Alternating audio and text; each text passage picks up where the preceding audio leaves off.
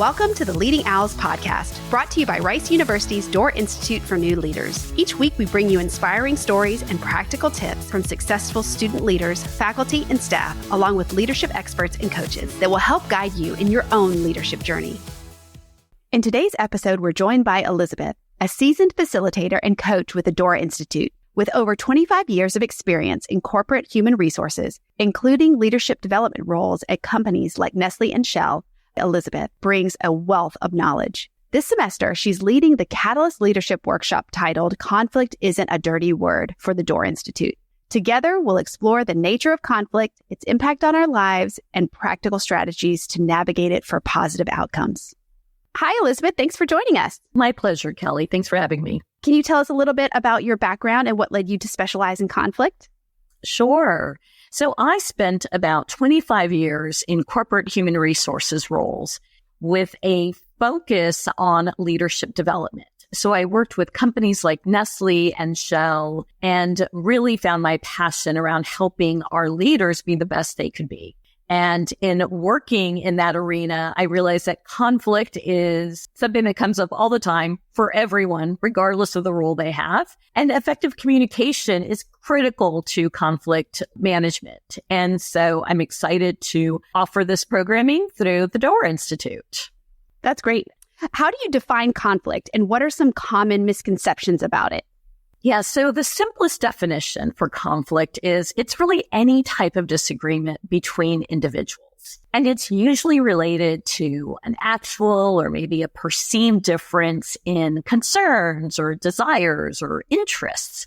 Then it proceeds to how much someone is willing to stand up for or assert their own interests versus how much that same person is willing to cooperate with another individual. And that's a lot to say that conflict usually is seen as a dirty word, something that people run from. And that's often because we've had horrible experiences where we have gotten highly emotional or maybe defensive, or someone else has when we've been in a conflict situation. It may have even hurt or ruined some relationship. So I think that's why conflict has a bad rap. But through this conflict module, we're going to be able to help show students that with intention and with practice, we can actually engage in productive conflict. And why is it important for college students to learn about conflict? Everyone's going to have conflict at some point in their lives, or maybe at many points in their lives. For college students, it may be with a roommate, it may be with a friend, study group partners, a boss, or a professor. So there's going to be times when these students disagree with someone else, and that's just part of life. So learning the skills now so that these conflicts result in a more positive outcome for all involved, not just the student, but the other person as well. That's going to be really helpful in navigating future life scenarios that these students will find themselves in. What are some of the key topics that you cover in the Conflict Isn't a Dirty Word Catalyst module at Rice? Oh, it's a great module. And I really can equate what we work with students on to what I've worked with corporate leaders on and corporations on.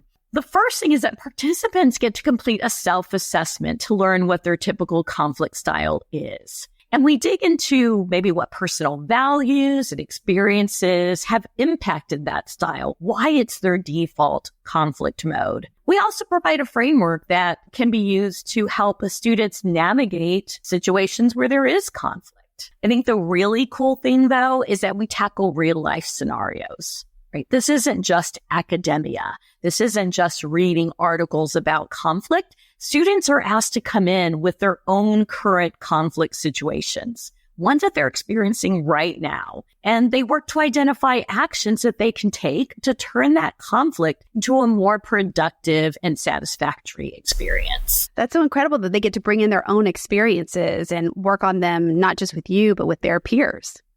Definitely. It's a real benefit to this class. It's real life as opposed to just reading an article. Can you share a couple practical techniques or strategies that you teach the students about managing conflict? Yeah, I can. So we actually pull one from back when many of us were in elementary school, and it's stop, drop, and roll. But we have new meanings for stop, drop, and roll in conflict management. So the first step is to stop. Analyze the situation. What is actually going on here? And then drop. Separate yourself. Pretend that you're looking up at this scenario. Separate from the emotions, any preconceived ideas that you may have about your own position or about the other person's. Identify what's triggering you in this scenario. Why are you getting tense or stressed about this? This drop step really allows you to take a step back, put things at arm's length, and focus on the issue or the task and not the other person. And then finally, we help students learn to roll with it. What is that newly identified response they've come up with once they've had the chance to stop and drop? How do they want to show up so that they are at their best self? And more importantly, that their point gets across effectively. I love that. And it's easy to remember. It's hard to remember things when you're in the heat of a conflict. Yes. So stop, drop, and roll. What are some of the biggest challenges you faced when teaching conflict to college students? Students, in most cases, have come to college and they're excited about new experiences. They want to meet new and different kinds of people. But often, when they're negotiating those differences, there can be challenges. For many students, it's their first time away from home, perhaps their first time away from a safety net. And it can be hard to manage these challenges. It can also be hard if they haven't seen conflict managed effectively in their past. Or in some cases, they choose to use the avoid method, right? I'm just going to pretend that conflict isn't there because I don't want to ruin this utopia of my college experience. So with so much on their plates, and also, let's be honest, really historically high levels of stress for students, prioritizing learning a new skill like conflict management isn't always a priority.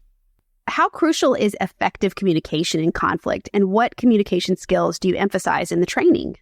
Oh, effective communication is the foundation to productive conflict. It's absolutely essential. A key communication skill that we emphasize is listening.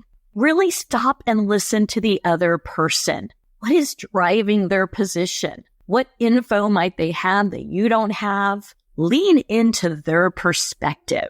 And we also work with students on how to state their own perspective in a way that will engage the other party. Sharing their facts, adding in their own point of view and testing the idea with the other person instead of just sticking that stake in the ground. I think that's great. I think listening is more of a skill than students realize, or than most people realize. Definitely. And in fact, it's so important in conflict resolution because how am I ever going to be open to coming up with a solution unless I hear the other person's side? Very true. What are some common scenarios where students might encounter conflict, and how can they apply what they've learned to these situations? There are so many scenarios. Even, how about that roommate whose cleanliness and organization is 180 degrees from their own? Maybe a project group where one or two of your fellow students are always late to meetings or turn in incomplete work, really have the other group members picking up the slack. That can be frustrating and can certainly lead to conflict. And what about a dispute with a professor regarding a grade? That's a hard one to navigate and really can be stress-inducing unless you know how to stop, drop, and roll in that conversation. How do you encourage students to practice these conflict skills they learn in the module in their daily lives? I think the biggest motivator is for students to consider how they want to live their lives, full of tension and stress because of conflict, or with an approach that can help them manage the conflict productively and move forward with a great solution, with relationships intact and lessons learned.